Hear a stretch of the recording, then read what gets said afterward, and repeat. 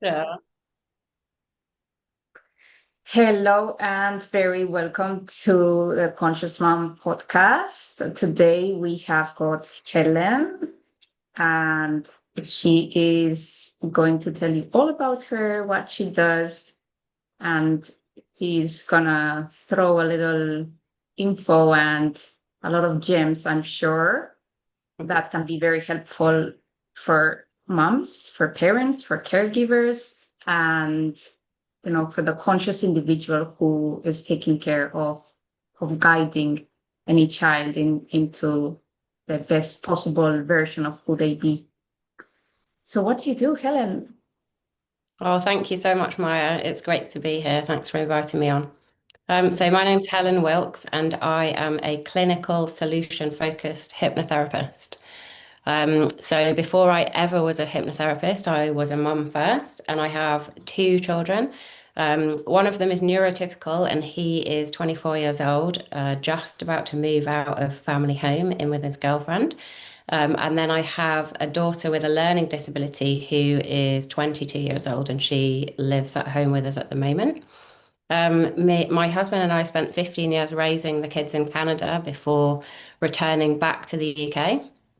And really, when the kids were growing up, I made some really conscious choices to kind of shape my work around my children, actually. And so I've had lots of different jobs during my career to kind of make that all fit in with the children.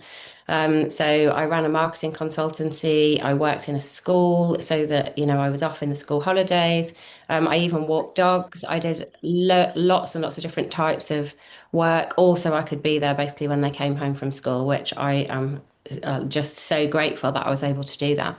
And I can honestly say, actually, that being present during the teenage years, for our family, it was just as important as being there when they were small. So over the years, especially through volunteering with Special Olympics, and supporting other parents, being kind of like the expert, I suppose, in all of the support that was available for children with special needs, then I became someone that families, other mums, other parents came to for information, for perspective, reassurance, practical guidance. And I kind of fell into this kind of helping role, I suppose.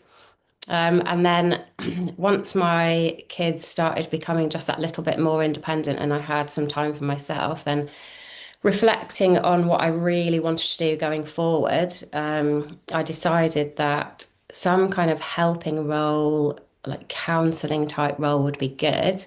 And I wanted to really bring a solution focused mindset into the work that I do. Um, so I fell into solution focused hypnotherapy. Absolutely love it because it completely aligns with my core philosophy, which is basically that everything happens for a reason. And so that obviously doesn't mean that everything's easy. It doesn't mean that, we don't acknowledge all of the challenges that come our way and the difficult things that happen in life. But it does mean that we've got a choice about how we respond. And so I've always looked upon things that have come my way that have been difficult, to kind of flip it a little bit and just say, okay, well, what opportunities are coming from that as well? And so I believe that conscious parenting is about choosing your response rather than just simply reacting from the stress. And that doesn't mean that I don't get stressed and react, by the way. We all do that. But yeah. So yeah, that's where my kind of history and how I got into hypnotherapy. Beautiful. So how does hypnotherapy allow for that um more positive approach and Yeah. yeah. Yeah, okay. So the first thing that we need to do is kind of understand the brain, and that's what I do with all my clients, whether they're children or the parents themselves, is to understand how the mind works and why we react the way that we do. So to parent consciously, then we basically have to understand what's happening in our own brains first. So we all have what I call the primitive mind and the intelligent mind. So the primitive mind is an ancient part of the brain. It's pure job is survival. It's there to protect us. And that is the part of our brain that runs the kind of fight, flight, freeze area that we all know. Um, so when our child shouts or misbehaves or refuses to cooperate, slams the doors, all of that kind of thing, then our primitive brain interprets that as a threat. And same for the children as well. So, you have children who, even get to the point of school refusal because their brain is seeing that situation as a threat. It's a fear. It's an anxiety response. So suddenly you're not responding to your child, or they're not responding to that situation in a calm way. You're reacting from survival mode. As a parent, the fight part of that response might look like, shouting back and not being able to control those emotions. Flight might look like withdrawing emotionally. So you feel like you just want to run away and you just don't want to deal with this at all. And then freeze is just feeling like completely overwhelmed and helpless. You feel like you don't know what to do. You don't know how to help your child. Um, and then conversely, the intelligent mind, which is the prefrontal cortex, is where um, logic, empathy, perspective live. When we're in our intelligent mind, we generally get things right in life. It's very positive, and it always looks at things from a rational perspective. Um, but when we're triggered, when our brains detect something that we perceive as a threat, then we immediately move from that intelligent, rational part of the brain into the primitive mind. So our intelligent brain kind of temporarily goes offline, if you like, um, and we go straight into the primitive brain where our amygdala says, okay, are we going to fight, flight, freeze? And our brains always refer back to past patterns of behavior. So it's very easy to then get into that kind of cycle of not knowing what to do or feeling overwhelmed or immediately feeling that stress and that urge to kind of shout or scream or, um, basically mirror the behavior that you're seeing from your child. So the first step in getting the control back with that is just taking a pause. So I often recommend a technique. There's one called the pause button where you can just have an imaginary pause button in your mind and imagine that you're hitting that pause button and just take a few seconds or even a few minutes time out for yourself to just say, okay, how do I want to handle this? How do I want to react? And then there's another lovely technique called the 333 technique, which is where you would look for you would again it's a way of pausing, but it brings you back into your intelligent mind. So you can look for three things that you can see, just quickly scan around the room, three things that you can hear, like briefly you can close your eyes even for that, and then three things that you could feel. So it could be you could feel your toes, your fingers, the chair beneath you. And what that does is that brings you back into the intelligent mind. It reactivates the default mode network, which means that you can then think rationally and start creating kind of new habits and behaviors and reactions to that certain situation. So, Beautiful. in, yeah, so in solution focused hypnotherapy, we're basically focusing on how to keep reverting back to that intelligent brain and retraining the brain to make new neural pathways and new habits and behaviors. So I'm wondering, where does intuition and spontaneity come along? You're talking about the like intelligent brain or mind, and Yeah, that's the more logical side. So yeah, sometimes we do get insights and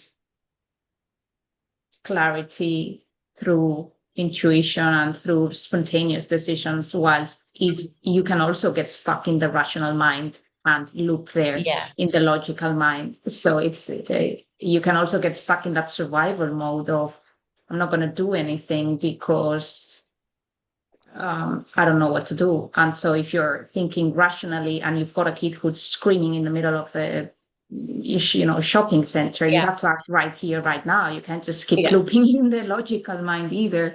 So yeah. where does that, spontaneity and yeah, intuition Yeah. come along in the whole aspect of hypnotherapy and the brain. Yeah, I mean, that's a really good question. I mean, we don't want to be like focusing on the negative, like you say. We want to be looking for the joy in life. And so one of the things that we do is actually look for or consciously look for all of the positives. So, positive action, activity, positive interaction, and positive thinking. And so, exactly that spontaneity, that joy, um, all of those are bringing in a nice positive flow of serotonin and happy chemicals. So, stress and anxiety is caused by negative thinking. So either thinking about the past or negatively forecasting the future. And stress chemicals are secreted when we perceive that threat, so adrenaline and cortisol. And so we have a natural way of actually stopping that from happening, which is focusing on the positive, focusing on the joy, and like you say, getting that spontaneity back in life. So um, when we are engaging in any kind of positive activity or positive interactions with our children or with other people and thinking positively about life and letting ourselves enjoy life, we will get that lovely flow of serotonin and happy chemicals like dopamine and oxytocin.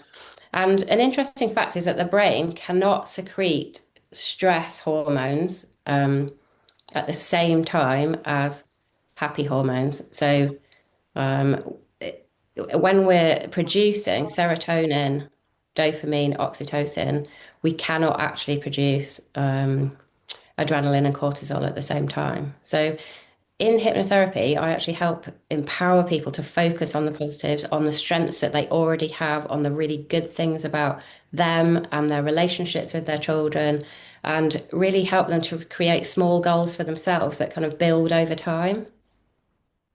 Beautiful. Yeah, and having goals is also important. Sometimes when you're parenting, also you're in the midst of it and you forget that there's a bigger purpose. That's not just the overwhelm of the moment with all Yeah. the tasks that you may be carrying at the same time, but it's you've got in your hands a little being whose life is actually not totally dependent on you, but you're responsible for your actions at least, and how you help guide them in their own self-development. So yeah, having that as a more bigger picture goal can detach you from the, okay, this is really messy right now, or he's screaming, he doesn't want to go into the shower or whatever, because you can see the bigger picture that it doesn't really matter, like in the Yeah. long term, I guess. Yeah.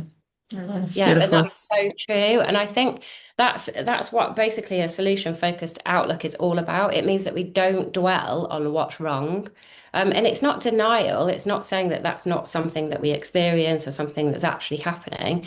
But we train our brain to look for what's working. So what is going well? What strengths do we already have? And that's a direction, not denial. So whatever we focus on actually grows in significance. So I don't know if you've heard of confirmation bias.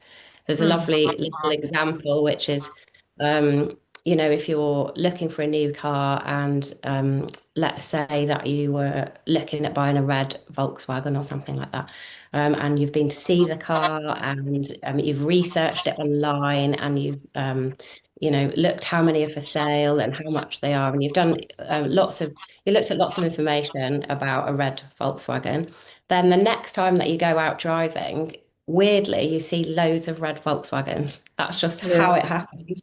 And Yeah. that's exactly saying what's going on with the brain. The brain cannot tell the difference between imagination and reality. Whatever we tell ourselves is what our brain experiences. And ultimately, that's what it looks for. So if we constantly focus on behavior problems, defiance, worry, then our brain becomes really efficient at spotting more of that. But if we intentionally focus on strengths, progress, positive moments, things that we enjoy in life, then we build a completely different neural pathway. And our brain is really, really good at neuroplasticity. And that is what we kind of harness in solution focused hypnotherapy to empower people to see more of the positive, and then that in turn actually creates much more of a positive pathway, and you kind of start the day off right, if you like, rather than starting out in a Yeah. negative. Oh, that's beautiful. I'm wondering, do you want to do a spontaneous session? Just a little short, hypnotherapy. I can be the guinea pig. Sure, I'd absolutely love to do that. Yeah. Yeah, so we can do a short relaxation. So one of the things that is lovely about hypnotherapy as well is that we use metaphors, so that the brain kind of latches on to a subliminal message. So I'll do a little bit of relaxation, a nice deep nowhere. We'll go to a tropical island and imagine just feeling calm and relaxed there. And then a lovely little story called Guinea Pig, which is one of the ones that I really enjoy doing with children. And it's about a girl who had a bit of a bad temper, and it's how she overcomes that anger and frustration. Beautiful. So, yeah, I'd love to do that for you. Beautiful. So, if you Just want so that to. we know that if anybody is driving or doing Yes, something. absolutely, Yeah. yes. So yeah, you at this point, if you are driving, then you need to stop listening to the podcast. Also, I need to just make you aware that there's a few conditions that we don't advise hypnotherapy for, and don't advise that you have any kind of hypnosis. So that would be psychosis, anybody who has undiagnosed diabetes, or any kind of condition like anorexia nervosa. So, all of those things, if you are suffering from any of those, then unfortunately, it would be a good time for you to stop listening now. But everyone else, then relax back. If you can find somewhere where you can rest your head, that would be lovely. Otherwise, you can just relax, close your eyes. You might find your body go a little bit heavy, and you might find your mind wandering, thinking about different things. That's completely fine. And just let it unfold and enjoy. Beautiful. Okay, so wherever you are right now, just allow yourself to pause. You don't need to do anything. You don't need to fix anything. Just pause and gently bring your attention to your breathing, not changing it, just noticing it, the natural rhythm of your breath as you breathe in and breathe out. And you can allow your shoulders to soften slightly and allow your jaw to loosen and let your tongue rest comfortably in your mouth. And just notice where your body is supported right now. The chair beneath you, the floor under your feet. Now take one slightly slower breath in and a longer breath out. And as you breathe out, imagine releasing the day so far. Any conversations, any to-do lists, any small tensions you didn't even realize you were carrying. You can just let them drop down and away and bring your awareness to the center of your chest. Imagine a steady, calm light there, not forced, not dramatic, just steady. And this is the part of you that responds rather than reacts. The part of you that knows that you don't have to solve everything in a moment.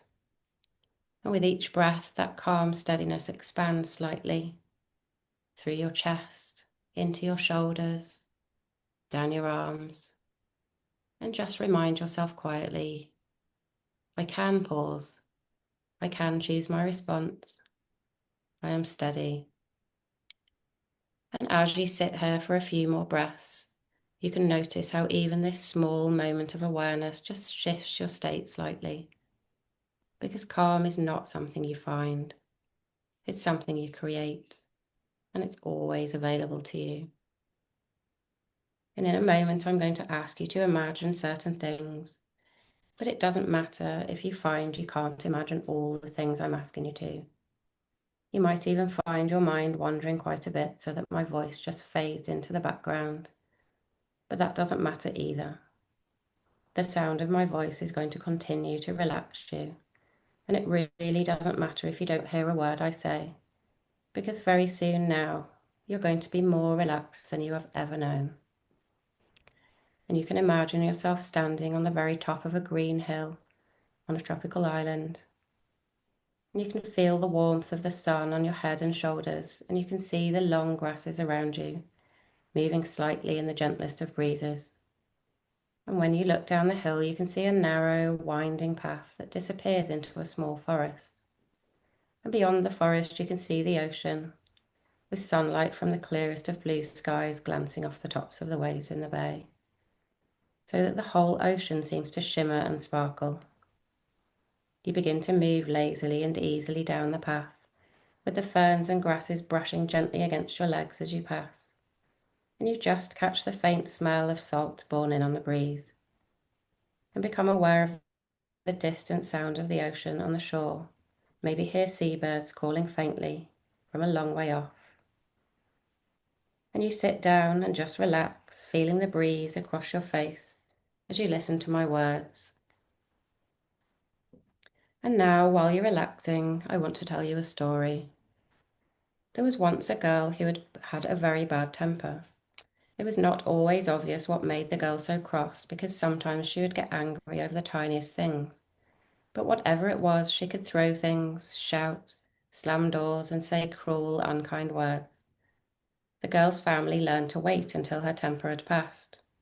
It wasn't an easy thing to do, but they loved her and they hoped that one day she would stop.